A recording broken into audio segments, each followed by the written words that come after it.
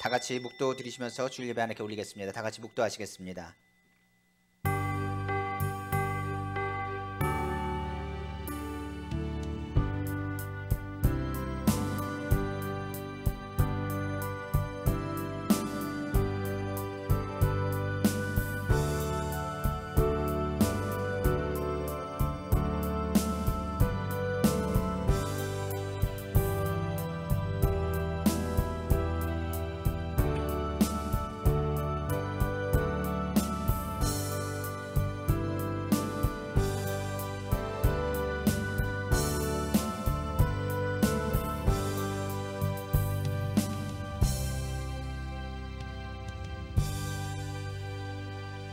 여호와는 너를 지키시는 이시라. 여호와께서 내 오른쪽에서 내 그늘이 되시나니 낮에 해가 너를 상하게 하지 아니하며 밤의 달도 너를 해치지 아니하리로다. 여호와께서 너를 지켜 모든 환난을 면하게 하시며 또 내 영혼을 지키시리로다. 여호와께서 너희 주림을 지금부터 영원까지 지키시리로다. 아멘. 다 같이 일어나셔서 찬송가 1장으로 하나님께 찬양 드리겠습니다.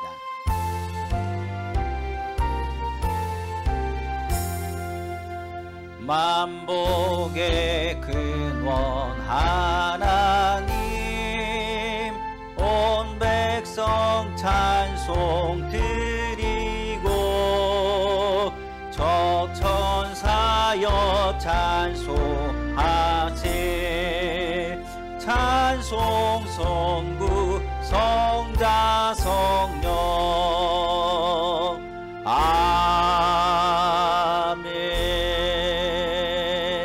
전능하사 천지를 만드신 하나님 아버지를 내가 믿사오며 그 외아들 우리 주 예수 그리스도를 믿사오니 이는 성령으로 잉태하사 동정녀 마리아에게 나시고 본디오 빌라도에게 고난을 받사 십자가에 못 박혀 죽으시고 장사한 지 사흘 만에 죽은 자 가운데서 다시 살아나시며 하늘로서 전능하신 하나님 우편에 앉아 계시다가 저희로서 산 자와 죽은 자를 심판하러 오시리라. 성령을 믿사오며 거룩한 공예와 성도가 서로 교통하는 것과 죄를 사하여 주시는 것과 몸이 다시 사는 것과 영원히 사는 것을 믿사옵나이다. 아멘. 다 같이 자리에 앉으셔서 찬송가 151장으로 하나님께 찬양드리겠습니다.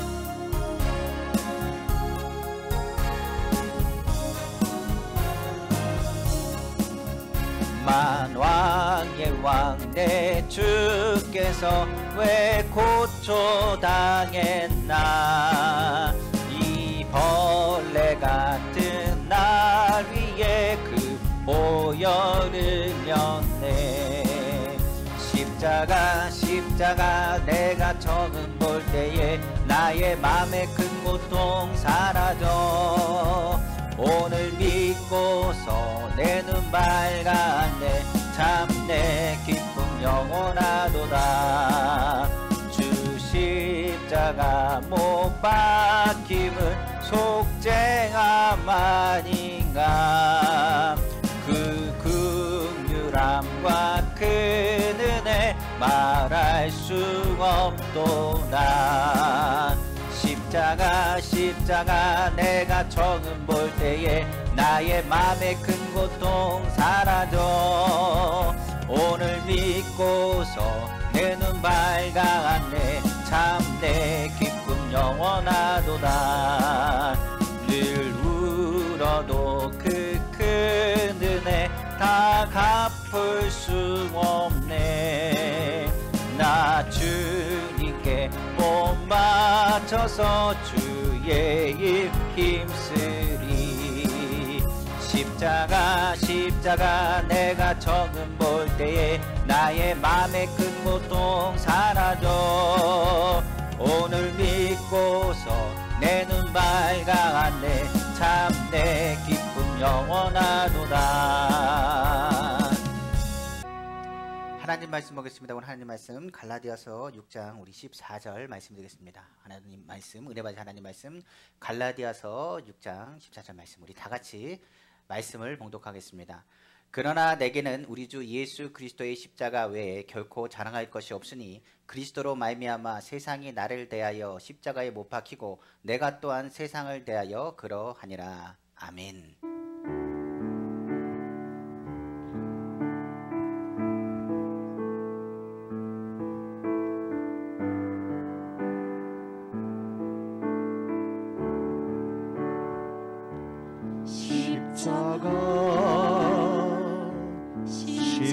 십자가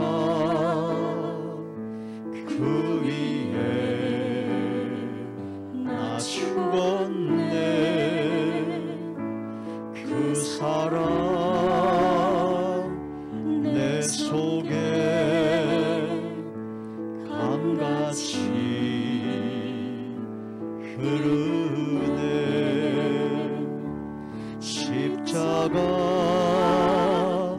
십자가 그 위에 나 죽었네. 그 사랑 내 속에 강같이 흐르네. 그의 생명 내 속에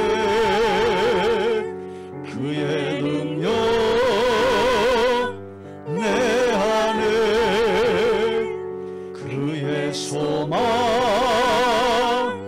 내 삶에 나의 삶 주의 것 십자가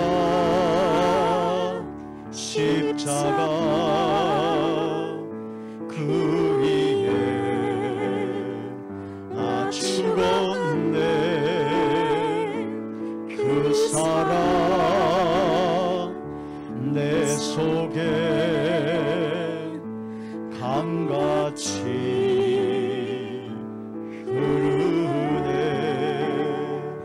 그의 생명 내 속에 그의 능력 내 안에 그의 소망 내 삶에 나의 삶 주의 것 십자가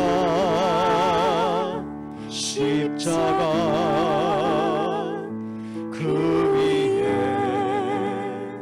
나 죽었네. 그 사랑 내 속에 강같이 흐르네. 그 사랑 내 속에 강같이 흐르네. 다 같이 기도 따라해 주시 부탁드립니다. 사랑하신 하나님, 저는 죄인입니다. 어디에서 와서 왜 살며 어디로 가는지 알지 못하고 방황하며 지냈습니다. 오늘 하나님의 부르심을 받고 믿음으로 일어났습니다. 예수님의 십자가 보혈로 저를 씻어 주시옵소서. 저를 위하여 죽으시고 저를 위하여 부활하신 예수님을 제 구주로 모셔드립니다. 하나님은 내 아버지가 되셨습니다. 예수님은 나의 구주가 되셨습니다. 저는 하나님의 자녀가 되었습니다. 저를 구원해 주시니 감사합니다. 이제부터 세상 끝날까지 하나님만 섬기고 예수님과 동행하며 살겠습니다. 예수님의 이름으로 기도합니다. 아멘. 사랑과 은혜가 풍성하신 주 하나님 아버지 감사합니다. 오늘 예수 그리스도의 십자가 보혈로 덮으시고 싸매시며 하나님의 자녀 삼아 주시고 주님이 부르셔서 오늘도 하나님의 말씀을 들으며 주 앞에 아멘으로 화답하게 하시고 하나님의 은혜가 이 가운데 충만하게 하시면 정말로 감사합니다. 오늘 예수 보혈로 바른 그대로마다 성령님 환영하고 인정하고 모셔드리고 의자오니 성령 하나님 말씀하시고 우리가 오늘 듣기를 원합니다. 주의 은혜가 이 시간에 충만한 시간 되게 하시고 주의 십자가의 그 능력을 선포하는 시간 되게 하시고 주님의 위로받는 시간 되게 하시고 세심을 얻는 축복된 시간 되시도록 은혜 베풀어 주옵소서. 이 모든 말씀 만왕의 왕이시고 만지의 주가 되시며 능력에 능치 못하시며 없으시며 살아서 역사하시는 우리 주 예수님의 이름으로 축복하고 기도합니다. 아멘. 저는 오늘 갈라디아서 6장 14절 말씀을 가지고 주 예수 그리스도 십자가 외에는 이란 제목의 말씀으로 은혜 받기를 간절히 원합니다. 사람은 자랑하는 것을 좋아합니다. 특별히 사랑할 사람은 끊임없이 자랑하고 자기를 표현하기를 원합니다. 그러나 자랑하는 것들 중에 지나가면 자랑할 것이 하나도 없다는 것을 깨닫게 됩니다. 내가 자랑하고 무엇을 자랑한다 할지라도 세상에는 영원한 것이 없고 나중에는 다 그 모든 것이 지나가며 헛될 것밖에 없다는 것을 고백하기에 이르게 되는 것입니다. 예를 들어서 아무리 힘이 세다고 해도요, 시간이 지나면 그 힘센 것이 어떻게 되냐, 쇠퇴하는 것으로 지나갈 수밖에 없습니다. 아무리 내가 능력이 있다고 할지라도 시간이 지나면 그 능력을 보장해 줄 수 없다는 것을 의미합니다. 물질이 많다고 해서 그 생명을 연장할 수 없는 것이고, 아무리 내가 최고의 위치에 있다고 할지라도 최고의 위치는 언젠가는 내려와야 되는 것입니다. 우리가 아는 것처럼 세계 신기록을 낼 때는 기분이 좋고, 세계 신기록을 내면 자기가 최고인 것 같이 느껴질지 모르겠지만 세계 신기록은 깨질하고 있는 것입니다. 마찬가지로 시간이 지나면 또 누군가가 그 기록을 깨뜨릴 것입니다. 마찬가지로 세상에서는 최고의 자리라는 것을 얘기할지 모르겠지만 최고의 자리는 없습니다. 우리가 아는 것처럼 세상에서는 내가 이것을 잘났다고 얘기할지 모르겠지만 내 자랑하는 모든 것도 시간이 지나면 후퇴하거나 그 모습이 아름답지 않게 끝날 수도 있다는 이야기입니다. 성경은 그렇기 때문에 우리가 세상의 것을 바라보지 말고 땅의 것을 바라보지 말고 하늘의 것을 생각할 것을 이야기하며, 너희가 오직 자랑할 것은 누가 되길 원하느냐, 예수 그리스도가 되기를 성경은 말하고 있는 것입니다. 우리가 아는 고린도전서 1장 31절에 바울은 말합니다. 기록된 바 자랑하는 자는 주 안에서 자랑하라 함과 같게 하려 함이라 성경은 말하고 있는 것입니다. 그렇기 때문에 오늘 우리에게 묻는 것입니다. 너희는 도대체 무엇을 자랑하느냐? 세상을 향해서 자랑하느냐? 아니면 나를 보고 예수 그리스도를 자랑하느냐고 묻고 있는 것입니다.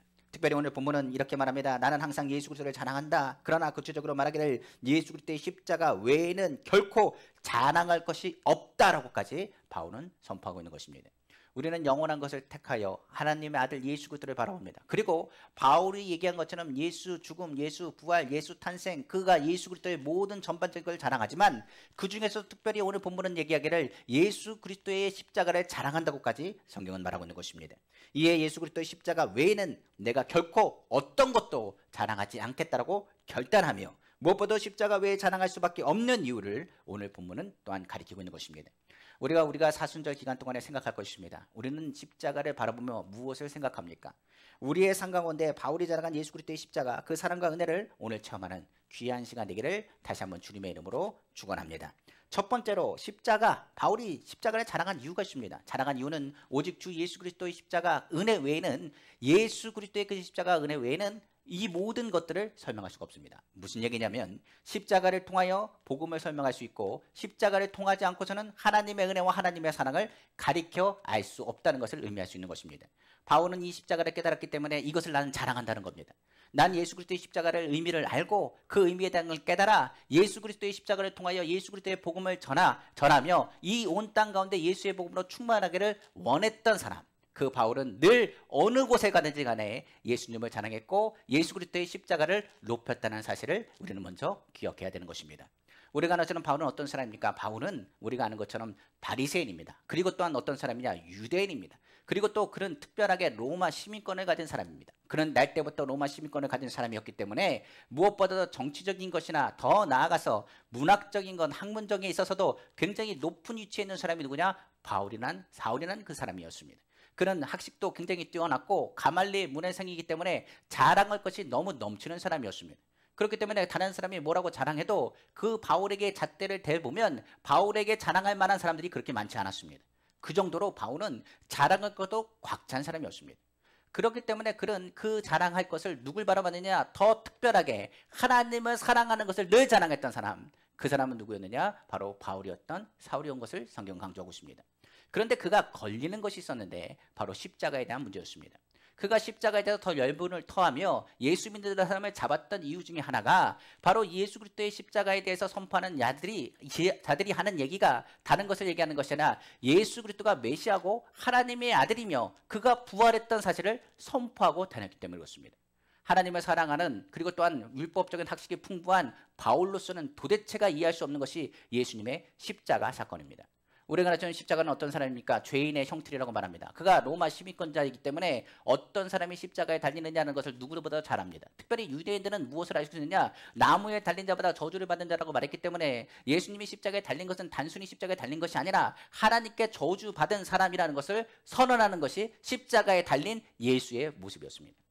그러니까 하나님께 저주받은 사람이 메시아다라고 선포하는 겁니다. 하나님께 저주받은 사람이 하나님의 아들이다라고 선포하는 겁니다. 그러니까 유대인이었고 바리새인이었던 이 사울이란 바울은 도대체가 이해할 수가 없습니다. 어떻게 하나님께 저주받은 사람이 메시아가 되고 어떻게 하나님께 저주를 받은 사람이 오히려 하나님의 아들이 되려고 그 이야기는 잘못됐고 신성모독이라고 이야기하는 것입니다. 그리고 우리도 이해할 수 있는 것이 바울이 그냥 목수 출신은 무엇보다도 예수에 대한 것에 대해서 언급한 것이 아닙니다. 하나님의 사랑과 열정이 너무나 뜨거웠기 때문에 오히려 예수 그리스도가 십자가에 달렸던 것, 나무에 달린 자마다 저주를 받은 자라고 했는데 저주받은 자가 어떻게 메시아라고 선포하는데 그걸로 끝난 게 아니라 이 저주받은 사람이 또 뭐까지 했느냐? 죽었다가 부활까지 했으니 이것은 어찌 하나님의 생명과 하나님의 능력에 대한 부분에 대한 말씀을 어긋나지 않는가라고 선포했다는 것을 의미할 수 있는 것입니다. 생각해 보십시오. 하나님께 저주를 받았습니다. 그런데요, 하나님께서 생명을 주셨습니다. 살렸습니다. 그러면 하나님이 뭐가 되느냐? 이것도 저것도 아니며 우유부단한, 어떻게 보면 하나님께서 이렇게도 하셨다가 저렇게도 하시는 분으로서 설명할 수밖에 없는 것입니다. 그러니까 바울의 입장에서, 사울이라는 바울의 입장에서는 하나님을 어떤 분으로 만들었느냐? 이 예수 믿는 사람들이 말하기를 하나님은 진노하셨다가 다시 살리기도 하시고, 하나님의 저주하는 사람에게 생명을 주시기도 하시고, 하나님이 이랬다 저랬다 악인으로 선포된 사람을 의인으로 만드시기도 하시고, 이게 앞뒤가 맞지 않다라고 이야기한 것입니다. 그렇기 때문에 예수 믿는 사람을 잡아야 하나님께서 기뻐하시고, 예수 믿는 사람을 잡아야 하나님의 영광이 드러나는 것이고, 예수 믿는 사람을 잡아야 비로소 예루살렘 성전이 견고하게 쓰겠다고 생각한 사람이 누구냐? 청년 사울, 바로 바울이라는 사람의 생각이었던 것입니다. 그래서 그 사람은 대제장을 찾아가서 뭐라 그랬냐? 내가 예수 믿는 사람을 잡아올 테니까 걱정하지 말고 나에게 표를 달라. 내가 그 예수 믿는 사람을 결박하고 그들을 죽여 하나님께 영광을 돌리겠다라고 그들은 주장한 것입니다. 그러나 그 예수 그리스도를 다메섹 도상에서 누가 만났느냐? 예수께서 바울을 만나주시는 장면이 성경에 기록되어 있습니다. 바로 다메섹 도상에서 예수님이 빛 가운데 바울을 부르시는 장면이 그 일생 이때의 변화의 사건으로 다가오게 되는 것입니다. 우리가 아는 사도행전 9장 3절에서 5절 말씀입니다. 사울이 길을 가다가 다메섹에 가까이 이르러더니 호련히 하늘로부터 빛이 그를 둘러 비추는지라 땅에 엎드려져 들음에 소리가 있어 이르시되, 성경은 말합니다. 뭐라고 얘기하느냐? 대답하되 말씀하십니다. 땅에 엎드려 그를 말하기를 사울아 내가 어찌하여 나를 박해하느냐 하시거늘 대답하되 주여 누시오니까 누구시기에 이르시되 나는 내가 박해하는 예수라. 성경은 말씀하고 있습니다.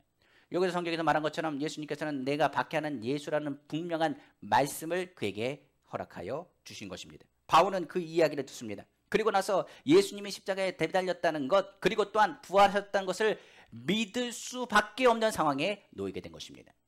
우리가 아는 것처럼 바울은요, 예수님을 모르는 사람이 아닙니다. 예수님의 제자는 아니었습니다만 예수 믿는 사람을 잡으려면 예수님에 대한 학식이 풍부해야 됩니다.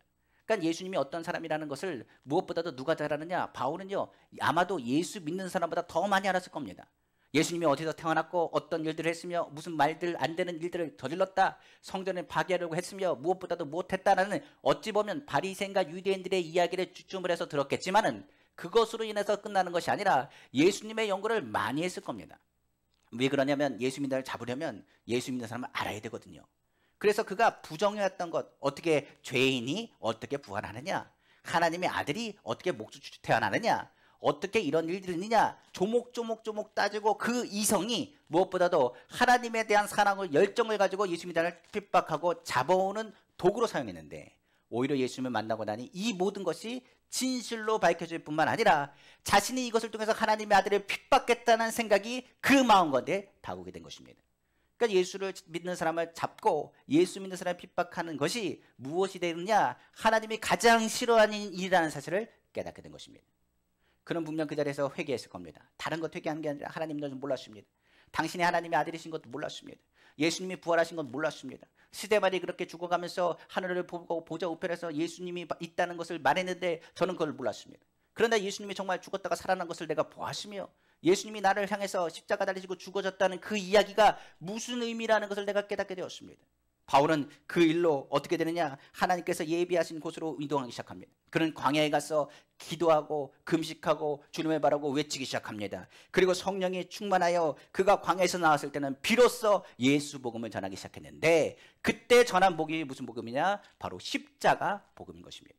바울은 그 십자가의 복음을 통해서 이렇게 얘기합니다. 하나님의 부르심을 회상해 이렇게 고백하기를, 사도행전 22장 19절에 21절에 말하기를, 내가 말하기를 주님 내가 주를 믿는 사람들을 가두고 또 각 회당에서 때리고 또 주의 증인 바로 스데반이 피가 흘릴 때에 내가 곁에 서서 찬성하고 그 죽이는 사람들의 옷을 지킨 줄 그 일도 아나이다.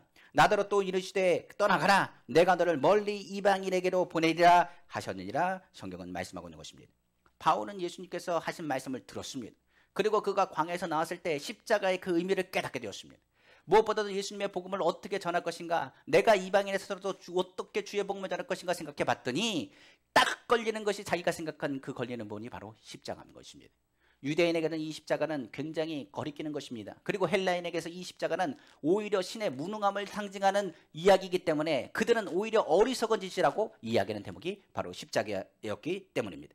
고린도전서 1장 18절은 말하죠. 십자가의 도가 멸망하는 자에게는 미련한 것이요 구원을 받는 우리에게는 하나님의 능력이라 말하고 있는데, 바로 멸망하는 자에게는 미련한 이 십자가에 대한 것을 깨달아 주면 그들이 어떻게 되느냐? 예수를 믿게 될 것이라. 내가 제일 걸렸던 것 바로 십자가.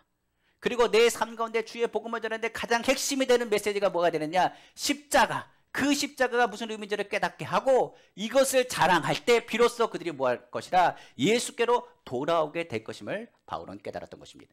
그래서 그가 광야에서 성령 받고 나서 선포한 메시지가 주 예수를 믿으라는 선포요, 회개하라 천국이 가깝다는 선포요, 그의 선포의 메시지의 핵심이 바로 부활하신 예수님, 그가 우리에서 십자가 달리시고 죽으셨으며 모든 죄인을 위해서 십자가를 달리시사 우리로 하여금 하나님이 다녀 삼으셨다는 메시지를 그가 선포했던 것입니다.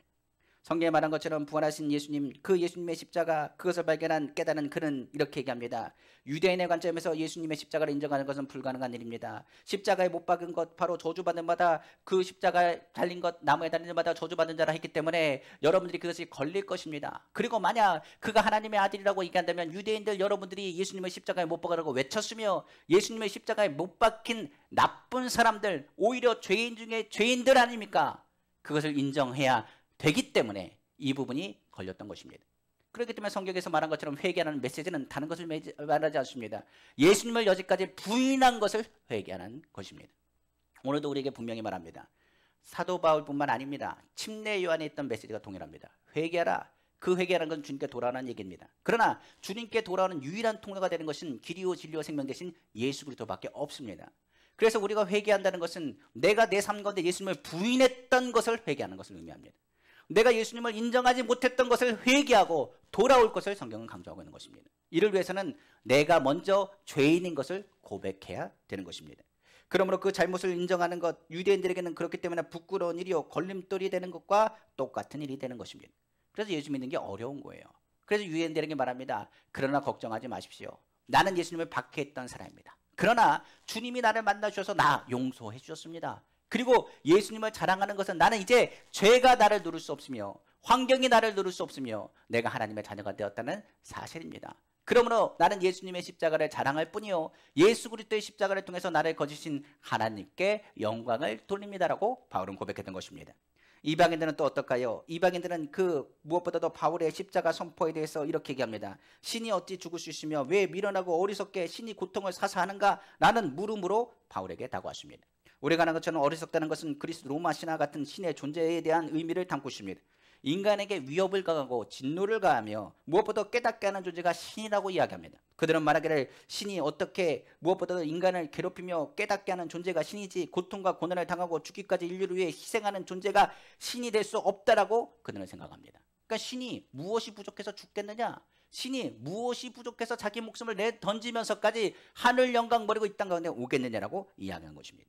바울은 이렇게 얘기합니다. 그렇기 때문에 주의 복을 복받아들이는 그들을 향해서 하나님이 세상을 이처럼 사랑하신 것을 강조하고 그 사랑의 높이와 그 너비가 우리가 생각하는 그 이상의 것임을 강조하고 있습니다.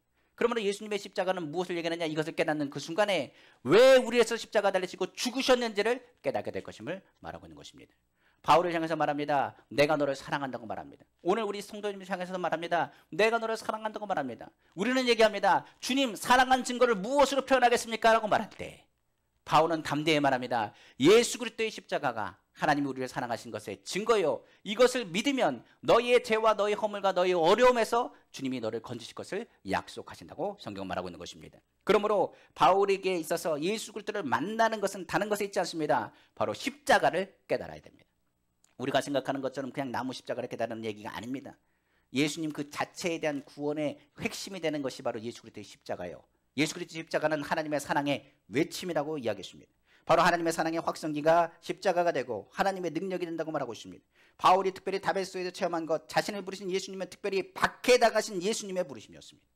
십자가에 달리시고 부활하신 주님, 그러나 그 부활하신 주님이 보이신 것은 내가 너를 위해서 십자가 달려 죽었건만 너는 지금 무엇을 하느냐고 묻고 계시는 것입니다. 예수님은 나를 버리지 않으셨습니다. 박해자의 나를 용서하셨습니다. 그리고 나를 부르셨습니다. 날 구원하셨고 이방인의 사도로 부르셨으니 내가 어찌 감당하지 않겠습니까? 주님이 나를 십자가 그 고난 가운데서 나를 택하셔서 나를 부르셨습니다. 이것이 나의 자랑입니다라고 선포한 사람이 누구냐? 바로 바울이라는 이야기입니다. 세상에서도 좋은 학교 가면 자랑합니다. 세상에서도 좋은 직장 들어가도 자랑합니다. 우리가 아는 것처럼 무언가 조그만 거 뽑혀도 우린 자랑합니다. 예전에 보니까 아이스크림에 하나 더 하면 그거 자랑하고 다녔어요. 바카스나 뭐 비타 500 이렇게 뚜껑을 따가지고 한 병 더 나와도 야 나 이거 뽑혔다고 그날 막 운이 좋다고 막 하면서 뛰어다니는 사람들의 모습도 많이 봅니다. 세상에서도 조그만 거 뭐 초무한 잘돼도 자랑하는 것이 어떻게 보면 사람의 속성이에요. 근데 우리는 예수 그리스도를 통해서 구원을 받았습니다. 하나님의 자녀가 되었습니다. 그런데 입을 다물고 있는 경우가 많이 있어요. 예수님이 많은 사람들 중에서 바울을 택하고 이방인의 사도로 세웠으니 그것이 어떤 일보다 자랑거리가 된 것입니다. 그런 말합니다. 이건 가문의 영광을 떠나서 주님이 나를 택하셨다. 주님이 나를 부르셨다. 내가 하나님의 자녀가 되었다. 이를 자랑하지 않는 것이 이상하다고 말한 사람, 그 사람이 바로 바울인 것입니다. 오늘 예수님을 만나는 것은 자랑하셔야 됩니다. 오늘 예배 드리는 것도 자랑하셔야 됩니다. 우리가 기도하는 것도 자랑하셔야 됩니다. 요즘 코로나 때문에 모두가 입을 막는 경우가 많이 있는데 오히려 예수 믿는 것은 무엇을 얘기하느냐? 예수를 증거하는 것이고 예수님을 자랑하는 것입니다. 예수를 믿는 것은 예수 그리스도의 십자가의 사랑과 은혜를 누리는 것이고 그것을 깨닫는 사람만이 할 수 있는 것입니다. 그 은혜를 깨닫는 사람이 주의 성전에 모입니다. 그리고 이것을 통하여 뭐하느냐? 예수의 이름을 높입니다. 찬양과 예배는 하나님께 영광 돌리는 것이고 그의 이름을 높이는 것이며 바울의 입장에서 십자가는 무슨 장소냐? 예수 그리스도를 만나는 장소요 성령에 관한 하나님의 전의 상징적인 의미가 될 수 있기 때문에 그렇습니다. 그래서 오늘 바울이 얘기하는 자랑거리, 오늘 나를 택하셨다, 오늘 나를 부르셨다, 우리와 함께 하셨다, 그 십자가의 의미를 다시금 되새기기를 다시 한번 주님의 이름으로 축원합니다.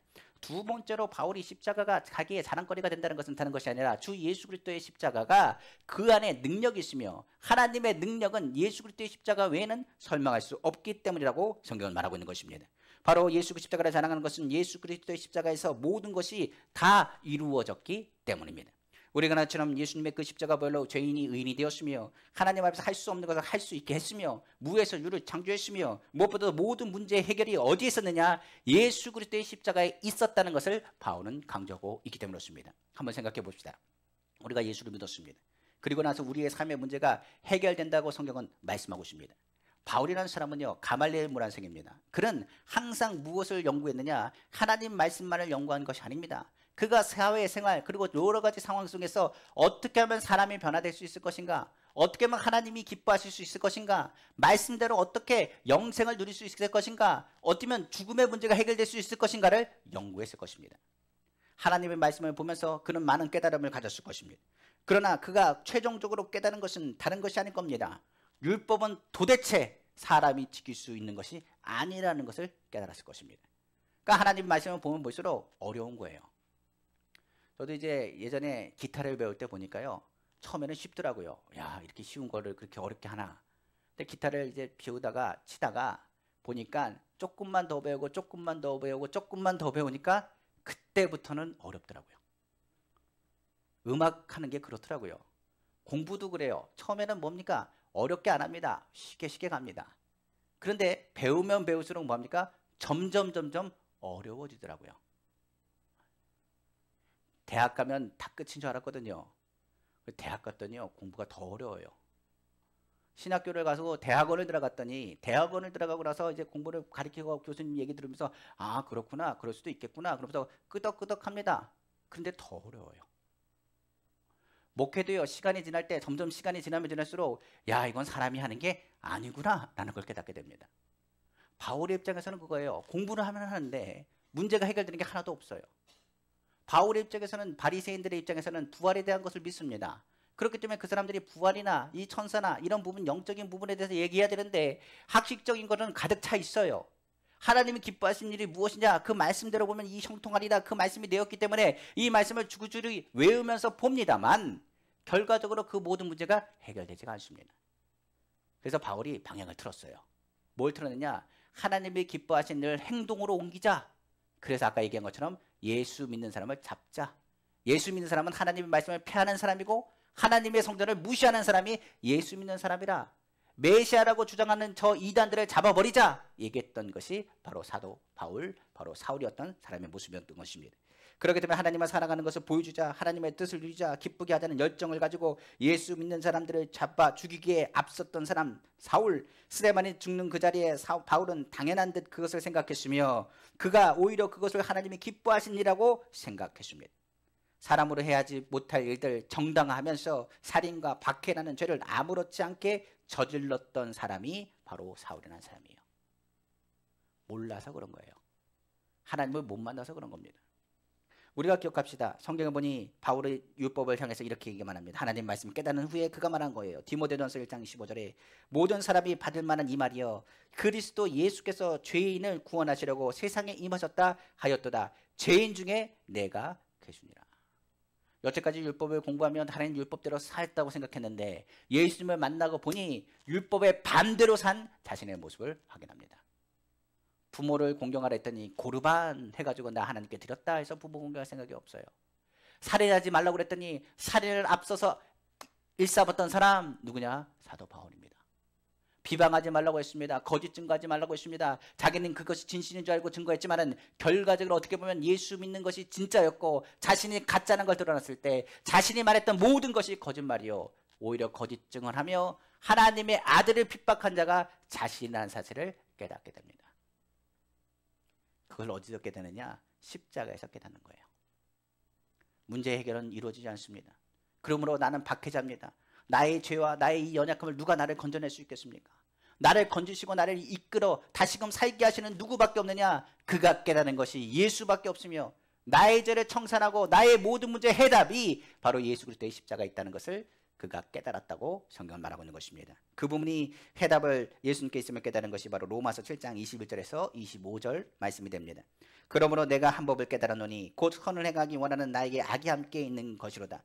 내 속사람은 하나님의 법을 즐거워하되 내 지체 속에서 한 다른 법이 내 마음의 법과 싸워 내 지체 속에 있는 죄의 법으로 나를 사로잡는 것을 보았도다. 오라 나는 공고한 사람이라다. 이 사망의 몸에서 누가 나를 건져내랴. 아무도 이것을 건져낼 능력이 없는 것입니다. 그런데 25절에 말하기를 우리 주 예수 그리스도로 말미암아 하나님께 감사하리로다.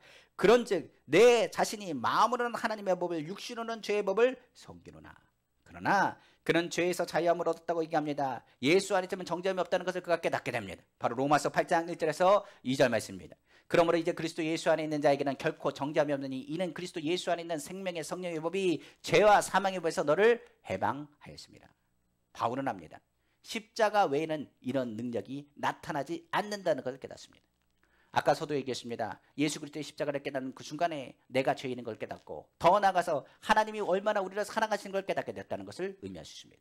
하나님이 나를 택하신 것이 난 자랑입니다. 내가 예수님이 나를 뽑으셨습니다. 네, 이것이 자랑입니다. 그런데 더 나아가서 예수 그리스도가 나를 택하셨을 뿐만 아니라 주님이 나를 사랑하시고 예수의 능력을 나에게 담아주셔서 오히려 내 마음에 있는 모든 근심과 문제와 모든 아픔에서 해결할 수 있는 능력을 우리에게 줬음을 선포하고 있는 것입니다. 그래서 바울이 가는 곳마다 기적이 일어났습니다. 왜 그러냐면 그가 예수님이 택하신 사람, 그 택하신 사람이 믿는 자가 믿는 자에게 손을 얹을 때 치료받고 믿는 자가 믿는 자를 향해서 선포할 때 귀신이 쫓겨나가고 하나님의 역사가 나타났기 때문에 그렇습니다. 십자가 은혜 외에는 아무것도 아니라고 말하는 바울, 그 바울은 이렇게 얘기합니다. 갈라디아 교인들과 오늘날 많은 크리스찬을 향해서 내 노력, 내 결심으로는 구원을 이룰 수 없다는 사실을 기억하라고 말하고 있습니다. 우리가 아무리 노력해도 구원 얻을 만한 방법은 없습니다. 바울에게 있어서는 능력은 오직 예수 그리스도라고 강조하고 있기 때문입니다. 갈라디아 교인들 들어온 유대인 그리스도인들이 이렇게 얘기했습니다. 온전한 구원은 예수님의 십자가 공로 당연하다. 그러나 예수님의 십자가 공로로 우리가 온전하게 이루는 것이 아니라 율법도 지켜야 되고 할례와 전통도 지키는 것이 하나님께서 기뻐하신 일이니 이것을 다해야 구원이 이루어지는 것이라고 이야기합니다. 그러나 바울은 강력히 이것을 거부합니다. 율법으로 구원받을 육체는 없고 할례를 받았다고 구원받는 자유함이 있는 것이 아니라고 그는 말합니다. 할례를 받은 것은 하나님의 자녀가 되었다는 표시였습니다. 그러나 할례를 받았다고 죄 안 짓나요? 죄 짓습니다. 그렇다고 안 죽나요? 죽습니다. 그러니까 할례가 하나님의 자녀라는 증거가 될 수 없다는 것을 얘기하고, 더 나아가서 할례와 율법을 지켰다고 해서 그 사람이 구원받느냐? 그런 일이 없다는 것을 바울은 강력하게 말합니다.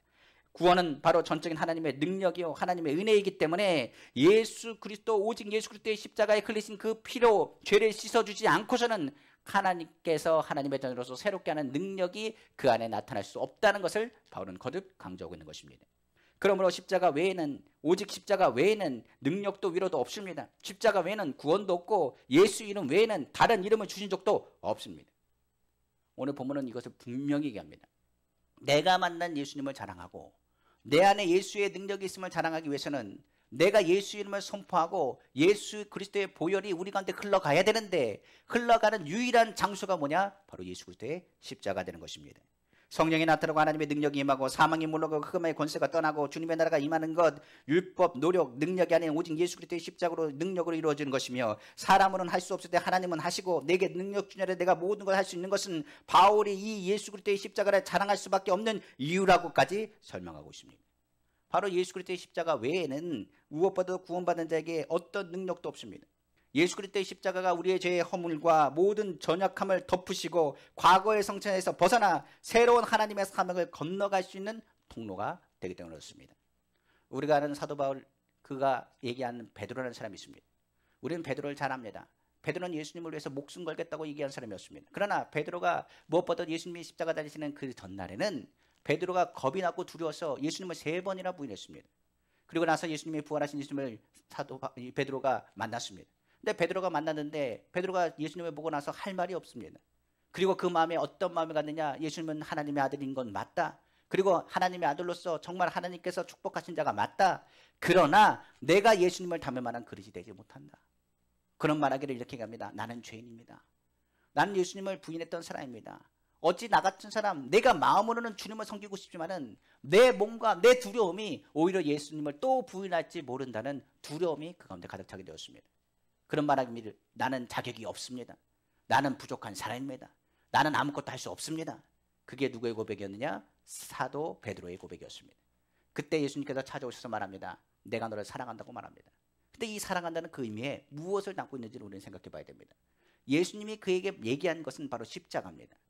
내가 너를 사랑한다는 이야기는 십자가에서 죽으심을 얘기한 것이나 십자가 고통까지 십자가 달리시고 죽으시고 부활하심을 이야기합니다. 그리고 부활해서 다시 찾아오셔서 한 얘기가 내가 너를 사랑한다는 이야기였습니다. 베드로는 그때 주의 음성이 무엇인지를 깨닫습니다. 그리고 십자가의 사랑을 넘어 십자가의 능력이 무엇인지를 깨닫습니다. 그런 이렇게 얘기합니다. 많은 사람들에게 말하기를 나는 죄인이었습니다. 사람들은 회개하며 이야기합니다. 예수 믿어야 됩니다. 얘기했더니 유대인들이 엉엉 울기 시작합니다. 나는 죄인입니다. 내가 예수님을 십자가에 못 박으라고 말했던 사람입니다 라고 선포합니다. 그때 베드로가 한마디 합니다. 여러분들보다 내가 더 큰 죄인입니다.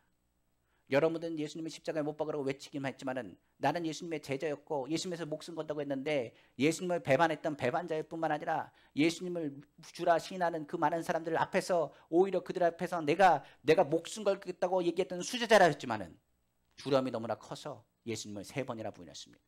저주하고 욕하고 부인했습니다. 그게 바로 저입니다. 그런데 저를 주님이 찾아오셨습니다.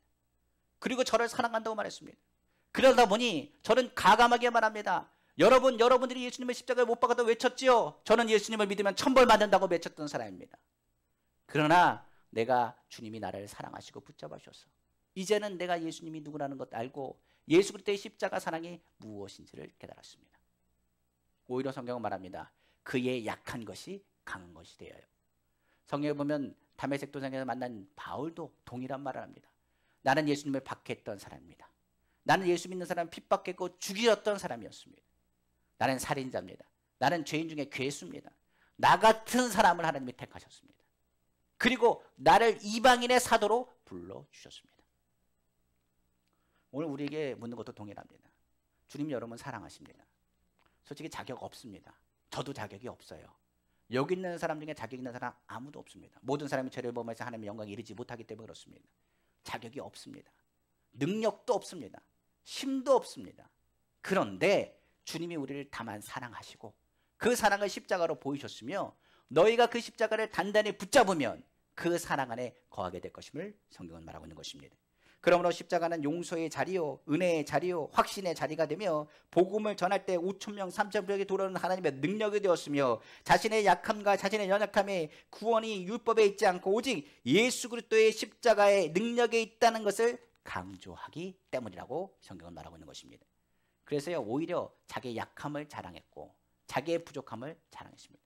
이를 통하여 많은 이들이 예수 그리스도의 큰 넓은 사랑을 깨닫게 됐으며 만일이 죽기로 돌아왔다고 성경은 말하고 있는 것입니다.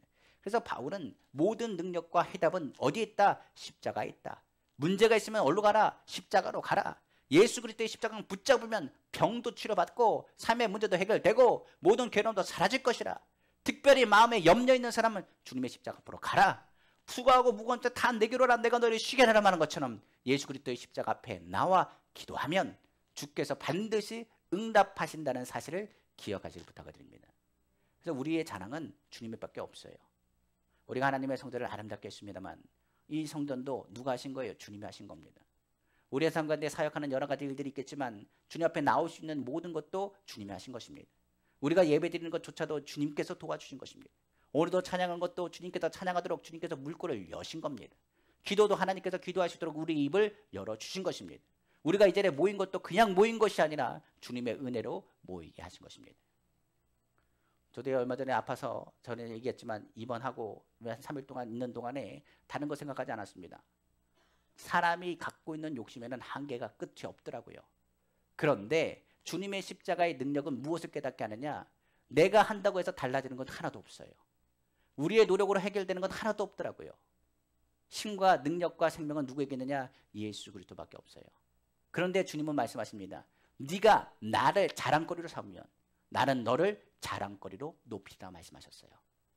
우리 성도님들의 삶 가운데 예수 그리스도의 십자가를 자랑하고 그 능력을 가지고 문제 해결받고 주님을 자랑하시는 우리 성도님 다 되시기를 주님의 이름으로 축원합니다.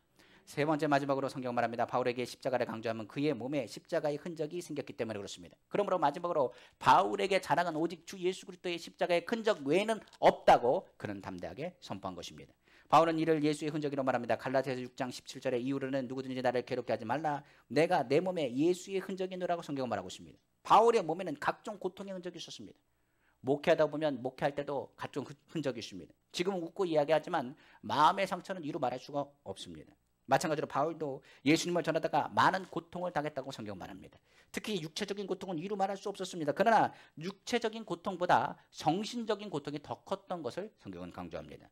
고린도후서 우리 11장 23절에서 28절 말씀 한번 봉독해 드리겠습니다. 그들이 그리스도의 일꾼이냐 정신없는 말을 하거니와 나는 더욱 그러하도다. 내가 수고를 넘치도록 하고 옥에 갇히기를 더 많이 하고 매도 수없이 맞고 여러 번 죽을 뻔하였으니 유대인에게서 40에서 하나 감한 매를 5번이나 맞았으며 3번 태장으로 맞고 1번 돌로 맞고 3번 파산하고 일주일을 깊은 바다에서 지냈으며 여러 번 여행하면서 강의 위험과 강도의 위험과 동족의 위험과 이방인의 위험과 시내의 위험과 광야의 위험과 바다의 위험과 거짓 형제 중의 위험을 당하고 또 수고하며 애쓰고 여러 번 자지 못하고 줄이며 목마르고 여러 번 굶고 춥고 벗었노라. 이 외에 일은 고사하고 아직도 날마다 내 속에 돌리는 일이 있으니 곧 모든 교회를 위하여 염려하는 것이라. 성경은 말하고 있습니다. 교회를 세웠는데요. 바울이 많은 교회를 세웠는데 파가 나눠지기 시작했네요. 고린도에게 보니까 예수파가 있고 아볼로파가 있기 시작하고 바울파가 있고 베드로파가 있기 시작해가지고 파끼리 전쟁하기 시작하는데 서로 간에 뭐라고 얘기하느냐? 베드로는 예수님의 제자이기 때문에 정통성이 있다라고 주장하기 시작하고 어떻게 보면 아볼로파는 뭐하느냐? 하나님 말씀을 이렇게 푸는 사람이 어딨냐? 하나님 말씀에 정통성이 있다라고 이야기합니다. 그런데 바울에게 말합니다. 너는 뭐가 있냐고 묻는 거예요. 그러니까 바울을 싫어하는 무리들은 뭐라고 얘기하느냐? 베드로파와 다른 파들은 뭐라 하느냐? 베드로에 대한 부분, 많은 사람들에 대한 부분 얘기하면서 바울의 사도성까지 의심하기 시작합니다. 그러니까 바울이 과감하게 얘기합니다. 너희가 주님을 위해서 수고했다고 여러 번 얘기하는데 너희에게 과연 수고했다고 말하는데 그리스도의 흔적이 있느냐라고 설명하는 거예요. 나는 예수님에서 죽을 뻔했다. 나는 예수님에서 풍랑도 만났다. 고초도 겪었다. 괴로움도 당했다. 이것을 설명하고 있는 겁니다. 난 주님에서 많은 일을 했다. 그것이 내 몸의 흔적으로 남아있다고까지 설명하고 있습니다. 전에 한번 성경에 통해서 얘기한 것처럼 바울이 얘기한 것처럼 안질이라고 해서 눈이 잘 안 보이는 그거다라고 사람들이 얘기하는데 오늘날 신학자들은 뭐냐 간질이라고 이야기한다고 얘기 들었어요. 하도 얻어 맞아가지고요. 그가 죽을 고비를 넘어가면서 머리에 얼마나 많은 박해, 돌덩어리를 얼마나 많이 맞아서 죽었다가 살아난 적이 한두 번이 아니었습니다. 그러니까 몸이 성한 데가 없어요. 그러니까 몸이 좀 안 좋아지면 뭐 하느냐? 간질같이 떨어져가지고 막 바발바발 떠는 거랑 똑같습니다. 그러니까 이 사람이 정상적으로 행동할 수 없을 정도로 몸이 굉장히 안 좋았던 것을 확인할 수 있어요. 그러니까 바울이 얘기하는 겁니다. 이건 나 그리스도의 흔적이라고 강조합니다. 그런데 더 하나 이야기한 것 아까 28절에 얘기한 것처럼 아직도 날마다 내 속에 눌리는 일이 있으니 곧 모든 교회를 위하여 염려하는 것이라. 마음속에는 뭐 하느냐? 고린도 교회가 바로 서지 못하는 것 때문에 염려하는 겁니다. 이단이 나오고 여러 가지 사람들이 나오고 이상한 사람들의 말을 듣고 분란되고 분파되고 파가 나눠지는 것 중에서 주님 안에서 하나 돼야 되는데 그 모습에서 교회가 바로 설 수 있겠는가 하여 밤새도록 염려하여 잠도 들지 못했던 것을 확인할 수 있습니다. 성경은 말합니다. 바울은 이렇게 얘기합니다. 고린도전서 3장 6절에 나는 심었고 아볼로는 물을 주었을 때 오직 하나님께서 자라게 하셨나니. 심는 일은 어려운 일입니다. 전에 제가 여름 모내기를 한번 도와준 적이 있는데 허리가 빠지는 줄 알았습니다. 군대 있을 때 뭐 농촌 뭐 이렇게가 도와준다고 갔는데 그때 죽는 줄 알았습니다. 우리가 아는 것처럼 제가 어렸을 때 이제 시골에 이렇게 내려가다 보면 밭이 있었는데 그때는 기계로 하지 않고 이제 할머니들이 와서 이렇게 심더라고요. 예전엔 잘 몰랐는데 그 당시에 일하셨던 분들 보면 다 기역자예요. 하도 이거 허리를 굽혀 심었더니 그러니까 왜 그렇게 허리가 휘는지를 알겠어요. 허리가 휠 수밖에 없겠더라고요. 그 조금 심어봤거든요. 조금 몇 시간 심지 않았는데도 허리가 아파가지고 몇 번 이렇게 하는데 그분들은 이거를 빨리빨리 심는다고 하니까 이거 하나씩 심는데 우리가 예전에 아는 것처럼 수학여행에 있는데 가면 시골 같은 길을 가면 밭이 얼마나 넓습니까? 근데 이거를 예전에는 기계로 하지 않고 손으로 다 이거 심었어요. 그러니까 생각해보면 이분들이 얼마나 고생하고 얼마나 힘들었을까 그런 생각을 좀 해봅니다. 그러니까 바울의 입장에서는 무엇보다 그가 땄는 밤따다 허리 휘도록 뭐 한 거예요? 심은 거예요.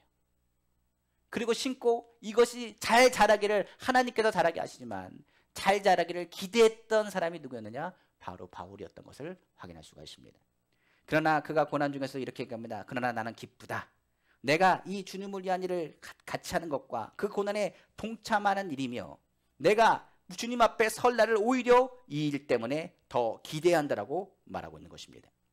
바울은 오히려 교회가 세워질 때마다 생긴 고난의 흔적 때문에 오히려 예수 그리스도를 통하여 내가 이것을 기뻐하며 즐거워하며 주님 만날 날에 내가 기대한다라고 성경은 표현하고 있습니다. 고난에 들어갈수록 예수 그리스도의 십자가의 은혜를 묵상하면서 하나님의 은혜를 선포한 바울은 항상 기뻐하라고 가르치며 믿음의 주 온전케 하신 예수 그리스도를 바라보고 십자가를 삼으사 부끄러움을 개의치 않았던 예수 그리스도를 바라보며 의의 면류관을 기대한다라고 성경은 말하고 있습니다. 디모데후서 4장 7절에 8절입니다. 나는 선한 싸움을 싸우고 나의 달려갈 길을 마치고 믿음을 지켰으니 이제 후로는 나를 위하여 의의 면류관이 예비되었으므로 주 곧 의로우신 재판장이 그날에 내게 주실 것이며 내게만 아니라 주의 나타나심을 사모하는 모든 자에게 들어와 성경은 말하고 있는 것입니다. 천국에서는 자랑할 것이 없습니다. 솔직히 말하면 우리는 예수 그리스도의 십자가의 보혈로 공로로 구원받았기 때문에 그렇습니다. 에베소서 2장 8절에 9절에 너희는 그 은혜에 의하여 믿음으로 말미암아 구원을 받았으니 이것은 너에게 난 것이 아니요 하나님의 선물이라. 행위에서 난 것이 아니니 이는 누구든지 자랑하지 못하게 합니다. 구원받은 것에서 자랑할 유태는 없다는 겁니다. 그냥 예수 그리스도의 십자가의 공로로 우리는 구원을 받았습니다. 그러나 바울은 말합니다. 그런데 그 와중에 자랑할 것이 있대요. 천국에 가면 아무것도 내가 자랑할 것이 없습니다. 내가 뭐 했다 이건 자랑할 것이 되지 않는다고 말합니다. 그런데 오히려 성경에 말하기를 나의 약한 것 그리고 내가 예수 그리스도에서 고난을 당한 그 흔적은 천국 가면 자랑할 거리래요. 이건 뭐냐? 영광의 상처입니다. 그러니까 예수 그리스도의 흔적이 있는지 없는지에 따라서 그 사람이 해와 같이 빛나는 그 빛나는 것이 달라진다고 성경은 말하고 있는 것입니다. 많은 상처를 받은 예수님을 해서 고난당한 많은 사람들은 천국에서 자랑할 것이 있음을 선포하게 될 것임을 말한다고 성경은 말하고 있습니다. 고린도후서 12장 9절에 10절입니다. 나에게 이르기를 내 은혜가 내게 족하도다. 이는 내 능력이 약한 데서 온전해짐이라 하신지라. 그러므로 도리어 내가 크게 기뻐하며 나의 여러 약한 것들에 대하여 자랑하리니 이는 그리스도의 능력이 내게 머물게 하려 함이라. 그러므로 내가 그리스도를 위하여 약한 것들과 능욕과 궁핍과 박해와 공고를 기뻐하노니 이는 내가 약한 그때가 바로 강함이라. 오늘 우리에게 묻습니다. 우리 성도님들에겐 예수 그리스도의 흔적이 좀 있습니까? 예수 그리스도의 흔적을 가지고 삽니까? 십자가의 그 흔적 나에겐 영광의 상처가 될 것이고 의의 면류관 생명의 면류관을 주어주는 표대가 될 것입니다. 예수님의 흔적은 이렇습니다. 갈라디아서 2장 20절에 내가 그리스도와 함께 십자가에 못 박혔느니 그런즉 이제는 내가 사는 것이 아니 오직 내 안에 그리스도께서 사신 것이라. 이제 내가 육체 가운데 사는 것은 나를 사랑하사 나를 위하여 자신을 버리신 하나님의 아들을 믿는 믿음 안에서 사는 것이라. 믿음으로 사는 것, 많은 고난과 고통의 흔적이 있다는 사실입니다. 예수님을 박해하는 자, 예수님을 박해했던 자가 이제는 예수 그리스도의 박해를 당하는 자가 되었습니다. 오히려 예수님 안에서 그는 이것을 자랑합니다. 나는 예수님을 믿었던 비박했던 사람이었습니다. 나는 그 사람 내 심리를 압니다. 생각을 합니다. 나도 박해자였기 때문에 그렇습니다. 그들이 예수님을 만나면 돌아오길 원합니다. 그리고 그들 몸에도 나와 같이 예수님의 흔적이 쌓이기를 원합니다. 나의 자랑은 예수님의 십자가요. 나에게 그 흔적이 있으면 자랑한다고 성경은 말하고 있습니다. 순교당하는 순간에도 예수를 외쳤던 바울, 천국에서 십자가에 못 박히고 그 믿음으로 산 것을 증언한 그 바울의 고백을 우리는 깨달아 알아야 되는 것입니다. 우리 성도님들도 예수 그리스도의 십자가에 있음을 다시 한번 바라보길 원합니다. 이 땅에서 권력, 물질, 모든 것 어떻게 보면 필요할 수도 있습니다만 다 지나갈 것입니다. 그것은 하늘에는 아무 영광과 자랑거리가 될 수 없습니다. 그러나 지나가면 아무것도 아닐지 모르겠지만 우리가 예수 안에서 받는 고난과 그 모든 흔적은 하나님의 기쁨과 자랑거리가 될 것입니다. 도마에게 예수님은 부활하셔서 다가오셨습니다. 그리고 도마에게 무엇을 보이신지 아십니까? 예수님은 자신의 흔적을 보이셨습니다. 말하기를 옆구리에 장자국을 보이시고 그리고 양팔에 못자국을 보이시면서 믿음 없는 자가 되지 말고 믿는 자가 되라 말씀하시고 보지 않고 믿는 자가 더 복되더라고 그에게 말씀하셨습니다. 그런데 제가 이 말씀을 묵상하면서 큰 걸 하나 깨달았습니다. 천국에 가면 우리 몸도 부활해 새 몸을 입을 것입니다. 그런데 뭐는 남아있느냐? 예수 그리스도의 흔적은 이 몸에 남아있습니다. 주님을 해서 고난당하고 고쳐당한 그 예수 그리스도의 흔적이 오히려 무엇으로 나타났냐? 하나님께서 말씀하신 것처럼 내가 나를 사랑하는 것을 무엇을 통해서 하느냐? 그 흔적을 통해서 깨닫게 되실 것입니다. 알게 되실 것입니다. 무엇보다 우리의 흔적은 사라지지 않습니다. 예수로 인하여 받은 흔적은 무엇으로 나타나느냐? 무엇보다도 예수께서 부활하시고 우리에게 보이셨던 것처럼 내가 사랑한 증거다라고 보이신 것처럼 주님, 내가 주님을 이처럼 사랑했다는 증거로서 천국에서 해같이 빛난 모습으로 나타내 볼 것입니다. 그러므로 도마에게 보시던 주님의 모습, 우리도 천국 가면 주님께 보일 자랑거리인 예수의 흔적을 지니시기를 다시 한번 주님의 이름으로 축원합니다. 말씀을 마치겠습니다. 십자가를 체험하지 않는 신앙은 아무것도 아닙니다. 믿음이라는 것은 예수 그리스도 십자가를 발견해야 됩니다. 모든 은사자들, 복음주의자들, 그리고 우리가 아는 유명한 사람들은 예수 그리스도의 십자가를 보았고 들었습니다. 바울뿐만 아닙니다. 오늘날 우리가 아는 조영규 목사님이나 하용조 오카노 목사님이나 스펄전 목사님이나 무디 목사님이나 모든 믿음의 복음의 거장들의 내용들의 이야기를 들으면 모두 십자가의 그 은혜를 체험한 사람들입니다. 우리가 가진 그들의 고백은 똑같습니다. 신앙생활 할수록 죄밖에 없다는 거예요. 그러니까 조영규 목사님 그때 나왔던 뒤돌아보니 뭐밖에 없다고요? 죄뿐입니다. 그 찬양 가사가 있는 것처럼 정말 뒤돌아보면 내가 주님을 위해서 했다고 말하지만 뒤돌아보면 뭐밖에 없느냐? 죄의 발자취밖에 없는 것이 우리의 모습입니다. 신앙생활 할수록 죄뿐이다. 그러나 오직 자유함은 내가 의지하는 예수 그리스도의 십자가 보혈의 공로 때문이라고 한결같이 그들은 고백합니다. 그럼 우리는 묻습니다. 하나님의 은혜로 사는 우리에게는 예수님의 흔적이 있습니까? 어떤 분은 이제 둘러보더라고요. 내 몸에 흔적이 있나? 자기 죄로 인하여 흔적은 성경에 말합니다. 그건 자기가 잘못해서 받는 것은 당연한 거예요. 그러나 내가 잘못하지 않았는데도 예수 그리스도를 믿음을 통해서 받는 그 흔적을 얘기한 겁니다. 성경은 말합니다. 내가 나를 위하여 핍박받는 것은 복이 있나니 천국이 저희 것이며 우리의 자랑은 내가 십자가에 못 박혀 주님과 함께 고난당하고 주님과 함께 죽고 부활의 생명을 주님과 함께 살고 천국을 소용한 예수 그리스도 안에서의 은빛교회 우리 성도님 다 되기를 주님의 이름으로 축원합니다. 천국에 가서 저는 제 몸의 흔적을 예수님께 보일 것이고 우리 성도님들은 무엇이 되느냐? 우리 성도님들은 한 분 한 분이 저에게도 자랑거리가 되지만 주님의 자랑거리가 되기를 다시 한번 주님의 이름으로 축복합니다. 기도하겠습니다. 사랑의 주 하나님 아버지 감사합니다. 우리에게 예수의 흔적이 있습니까? 아버지 다시 묻습니다. 하나님 어떤 이는 아버지 눈에, 어떤 이는 목에, 어떤 이는 손에, 어떤 이는 가슴에, 어떤 이는 마음에 아버지 그 예수의 흔적을 갖고 삽니다. 아버지 억울하기도 하고 힘들기도 하고 괴로운 일도 많습니다. 그러나 우리에겐 예수의 흔적이 있습니까? 하나님 아버지 그럼에도 불구하고 예수의 흔적을 우리는 몸에 안고 삽니다. 바울도 억울한 일이 많고 답답한 일이 많았지만 그의 연약함을 강조하며 자랑한 것은 아버지 주님이 나를 사랑하게 하시고 주님이 나를 축복하신다는 것을 그는 알았기 때문입니다. 우리에게 하늘의 상이 있음을 기억하고 아버지 해와 같이 빛나는 우리 성도님 다 될 수 있도록 축복하여 주옵소서. 이 모든 말씀 사랑하신 우리 주 예수님의 이름으로 감사하며 기도합니다. 아멘.